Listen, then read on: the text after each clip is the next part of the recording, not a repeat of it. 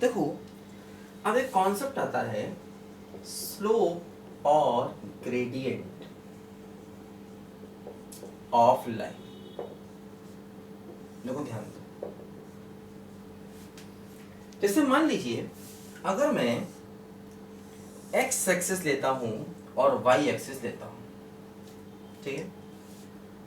मान लीजिए ये मैंने एक लाइन ड्रॉ किया और इस लाइन का एंगल एक्स एक्सिस से थीटा है। देखो ये जो एंगल है ये मैंने एंटी क्लॉकवाइज मेजर किया है ना, एंटी क्लॉकवाइज। कहां से? राइट साइड से, जहां पर ये लाइन एक्स एक्सिस को काट रहा है उस पॉइंट के राइट साइड से ये एंगल मैंने एंटी क्लॉकवाइज मेजर किया है। तो देखो क्या होता है, स्लोप को m से रिप्रेजेंट करते हैं, तो m की वैल्यू होती है tan थीटा। याद रखो हमेशा m की वैल्यू क्या होती है, tan थीटा। थीटा क्या है? लाइन का x एक्सिस से एंगल, लेकिन एंटी क्लॉकवाइज में मेजर किया गया एंगल, और राइट साइड से, है ना। देखो ध्यान दो, जैसे मान लीजिए फॉर एग्जांपल हम लोगों ने ये x एक्सिस लिया और ये y एक्सिस लिया। फॉर एग्जांपल हमने एक लाइन ड्रॉ किया ऐसे करके, और ये एंगल मान लीजिए मैंने 30 डिग्री ले लिया। अब अगर हमें इस लाइन का स्लोप निकालना है तो देखो क्या होगा, इसमें थीटा ये 30 डिग्री नहीं लेंगे, बल्कि देखो थीटा इस राइट साइड से एंटी क्लॉकवाइज लेंगे, है ना। तो देखो यहाँ पर थीटा क्या होगा, ये थीटा हो जाएगा 150 डिग्री।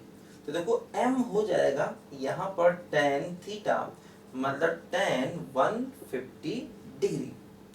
तो देखो यहाँ से ये हो जाएगा tan 180 माइनस 30, और ये हो जाएगा माइनस tan 30, तो माइनस 1/√3 हो जाएगा यहाँ, है ना। तो इस लाइन का जो स्लोप है वो हो जाएगा माइनस 1/√3, है ना। हमेशा जो एंगल चाहिए वो पॉइंट ऑफ इंटरसेक्शन की राइट साइड से एंटी क्लॉकवाइज चाहिए। देखो ध्यान दो, मान लीजिए हमारे पास ये x एक्सिस है, ये y एक्सिस है। अगर मैं लाइन x के पैरेलल ले लूंगा तो उसका थीटा 0 हो जाएगा। तो ऐसी लाइंस जो x के पैरेलल हैं इनका स्लोप हो जाएगा tan 0, मतलब 0, क्योंकि थीटा की वैल्यू 0। अगर लाइन x एक्सिस के पैरेलल है तो उसका एंगल x एक्सिस से 0, तो थीटा 0, तो इसका मतलब इन लाइंस का स्लोप क्या हो जाएगा, 0 हो जाएगा।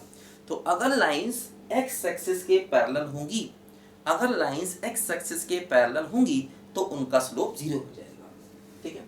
अब मान लीजिए अगर मैं लाइन ले लेता हूं, ये x एक्सिस है, ये y एक्सिस है।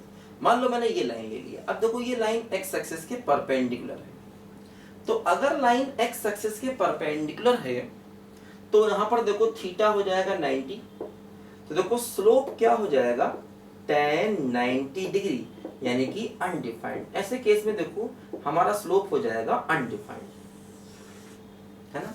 तो अगर लाइंस x एक्सिस के परपेंडिकुलर है, या ऐसा कह दो y एक्सिस के पैरेलल है, अगर लाइंस x एक्सिस के परपेंडिकुलर है या y एक्सिस के पैरेलल है, तो ऐसे केस में हम स्लोप को कहेंगे कि स्लोप हमारा अनडिफाइंड हो गया, है ना।